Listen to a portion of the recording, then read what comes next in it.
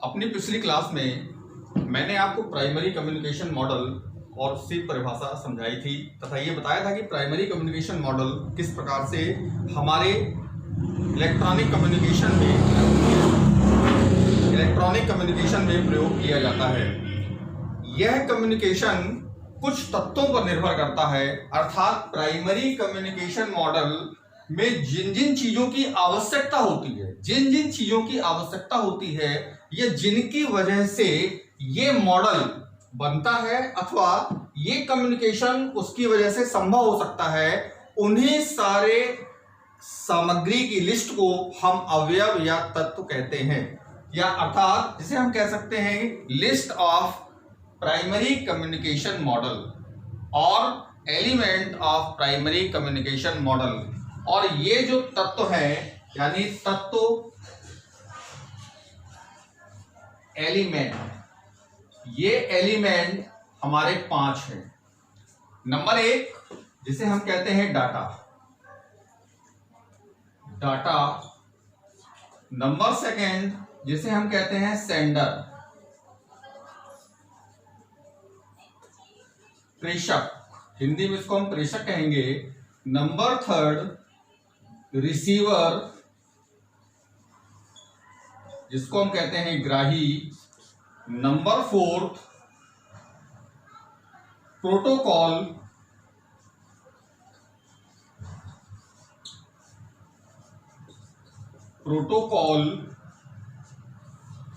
और number 5 media, जिसको हम बोलते हैं माध्यम। इन 5 चीजों से ही हमारे प्राइमरी कम्युनिकेशन मॉडल का निर्माण होता है तथा इन्हीं 5 तत्वों का अध्ययन हम इस आज के क्लास में करेंगे एवं प्रत्येक के बारे में समझेंगे कि इस मॉडल में इन सारे तत्वों की क्या भूमिका है, अर्थात डाटा, प्रेषक, ग्राही, प्रोटोकॉल एवं माध्यम, ये सभी किन किन रूपों में इस कम्युनिकेशन मॉडल को सहयोग करते हैं। सीधे तौर पे हम कह सकते हैं कि मान लीजिए हम किसी को ईमेल भेजते हैं। ईमेल भेजने के लिए ईमेल का जो भी आप टेक्स्ट लिखेंगे, जो भी आप टेक्स्ट टाइप करेंगे, या कोई भी उसमें आपको अटैचमेंट लगानी है या कुछ भी आपको ऑडियो वीडियो कुछ भी लगाना है, वो हमारा किसके अंतर्गत रखा जाएगा? डाटा की श्रेणी में। जब हम उसे भेजेंगे तो भेजने के लिए हमें कोई मोबाइल या किसी कंप्यूटर की आवश्यकता होगी और ये मोबाइल या कंप्यूटर का कहलाएगा प्रेषक। इसी प्रकार से जब वो प्राप्त होगा, इसी प्रकार जब वो ईमेल या उसमें अटैच किया हुआ डाटा जिसको प्राप्त होगा, वो भी प्राप्त करने वाला या तो कंप्यूटर पे प्राप्त करेगा या मोबाइल पे प्राप्त करेगा, तो उसके कंप्यूटर या मोबाइल को हम कहेंगे प्रेषक। स्वाभाविक सी बात है कि डाटा था, प्रेषक से ग्राही तक पहुंच गया वो, और इस ग्राही को यानी जो कंप्यूटर या मोबाइल उस डाटा को रिसीव कर रही है उसे हम बोलेंगे ग्राही, और जो भेज रहा है उसे हम बोलेंगे प्रेषक। इस प्रकार से ये 3 चीजें आपको क्लियर हो रही होंगी, समझ में आ रहा होगा। अब बारी आती है चौथे चीज की, जिसको हम बोलते हैं प्रोटोकॉल। प्रोटोकॉल के बारे में हम थोड़ा अभी चित्र के द्वारा आगे समझेंगे और इसके बाद हम 5वें तत्व यानी माध्यम की बात करते हैं। तो माध्यम में वो डाटा जो आप भेज रहे हैं वो तार के माध्यम से जाएगा या बेतार के माध्यम से जाएगा। इस माध्यम को यानी वो रास्ता जिस रास्ते से होकर वो डाटा दूसरे कंप्यूटर या मोबाइल पर पहुंचता है उसे हम बोलते हैं मीडिया या माध्यम। सिंपल वे पे हम ये कह सकते हैं कि हम अपने डाटा को, यानी अगर हम आपसी वार्तालाप भी कर रहे हैं तो उसमें भी प्रेषक और ग्राही का नियम लागू होता है। जैसे मैं बोल रहा हूं, मैं बोलने का मतलब यानी मेरे बोलने का मतलब है मैं हो गया प्रेषक, सेंडर।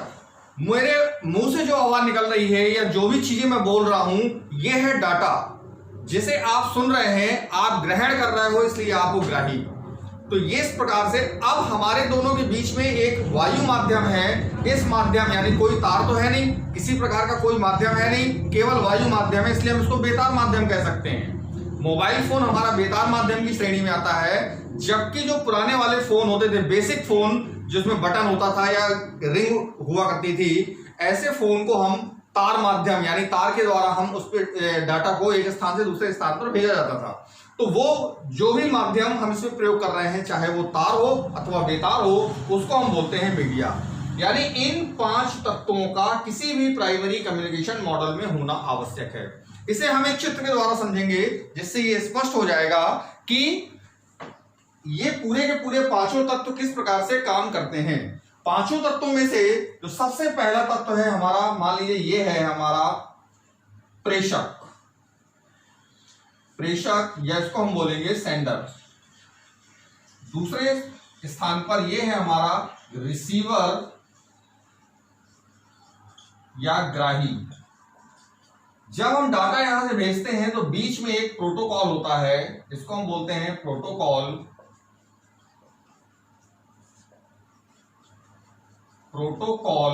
और ये डाटा हमारा रिसीवर की ओर पहुंचता है। इसी प्रकार से जब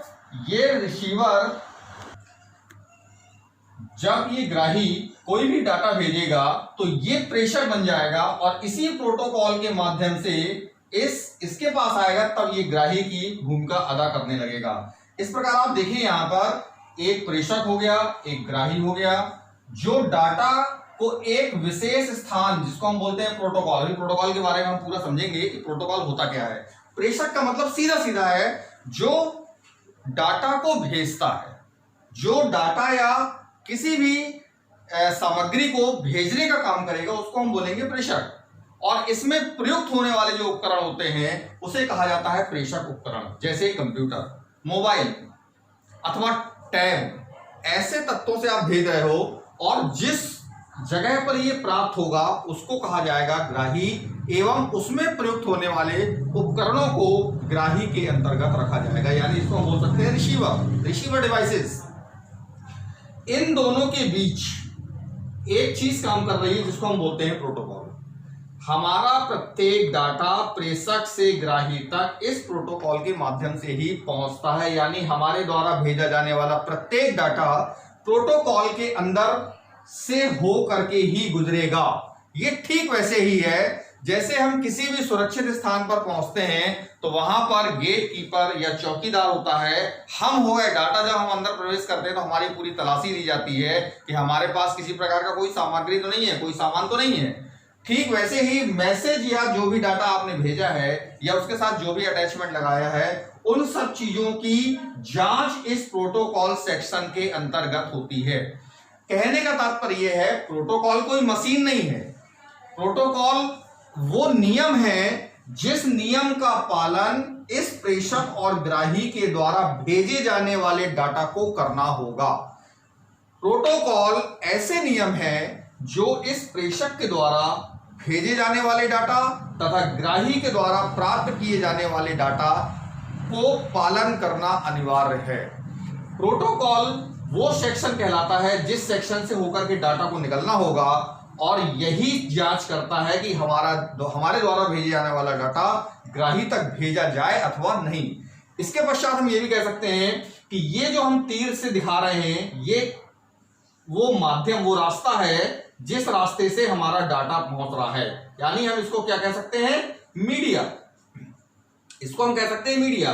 और ये मीडिया हमारा 2 प्रकार का होगा, जिसको हम कह सकते हैं तार माध्यम या बेतार माध्यम। इसको हम बेतार माध्यम भी कह सकते हैं, यानी बिना तार का बेतार माध्यम और तार वाला तार माध्यम। टेक्निकल भाषा में यानी कंप्यूटर की भाषा में तार माध्यम को हम बोलते हैं guided media, GUIDED, guided media. और बेतार माध्यम को हम बोलते हैं अनगाइडेड मीडिया। हालांकि अभी हम आगे इसमें देखेंगे माध्यम में कि तार माध्यम में किन किन प्रकार के तारों का प्रयोग किया जाता है और बेतार माध्यम में किन किन प्रकारों के साधनों का प्रयोग किया जाता है। लेकिन माध्यम यहाँ पर हमारे 2 प्रकार के हैं और ये दोनों ही प्रकार गाइडेड मीडिया और अनगाइडेड मीडिया के नाम से जाने जाते हैं। तो इस प्रकार से आप देखिए यहाँ पर कि प्रेषक, प्रोटोकॉल, माध्यम और रिसीवर, ये 5 तत्व हैं जिन तत्वों के सहारे हमारा प्राइमरी कम्युनिकेशन मॉडल तैयार होता है। और इसमें जो मुख्य चीज है जिसको हम भेजते हैं या प्राप्त करते हैं वो है हमारा डाटा। अंतिम एक 6वां भी इसमें एक तत्व होता है जिसे हम इसकी इस श्रेणी में, मतलब इसके तत्वों में तो नहीं रखते हैं, लेकिन एक कॉमन चीज है, इसको बोलते हैं फीडबैक। जब ये पूरा काम यानी कम्युनिकेशन पूरा हो जाता है तो ग्राही के द्वारा एक फीडबैक भी दिया जाता है। फीडबैक का मतलब इसको हम बोलते हैं कमेंट्स। फीडबैक या कमेंट्स। आपने कई प्रकार की YouTube की वीडियो देखी होंगी, उस YouTube की वीडियो में कहा जाता है कि कमेंट्स करिए। कमेंट्स मतलब अपनी राय दीजिए, उसी राय को हम बोलते हैं फीडबैक या कमेंट। ये प्राइमरी कम्युनिकेशन मॉडल का अनिवार्य हिस्सा नहीं है, लेकिन इसके द्वारा हमें ये जानकारी होती रहती है कि हमारे द्वारा दिए जाने वाला डाटा ग्राही के मतलब का है या नहीं। इस प्रकार से डाटा प्रेषक से ग्राही तक पहुंच जाता है और हमारा प्राइमरी कम्युनिकेशन मॉडल पूरा हो जाता है। और इस प्रकार से ये पूरा होने के पश्चात ये प्राइमरी कम्युनिकेशन मॉडल पूरा होकर अपना कार्य पूरा करता है तथा इन 6 चीजों को मिलाकर के यानी 6 तत्वों को मिलाकर ये अपने पूरे क्रिया को संपन्न करता है। और इस प्रकार से ये प्राइमरी कम्युनिकेशन मॉडल हमारे यहाँ पर खत्म होता है। इन तत्वों को हम अलग अलग से डिफाइन करेंगे और उसके बारे में आपको बताएंगे।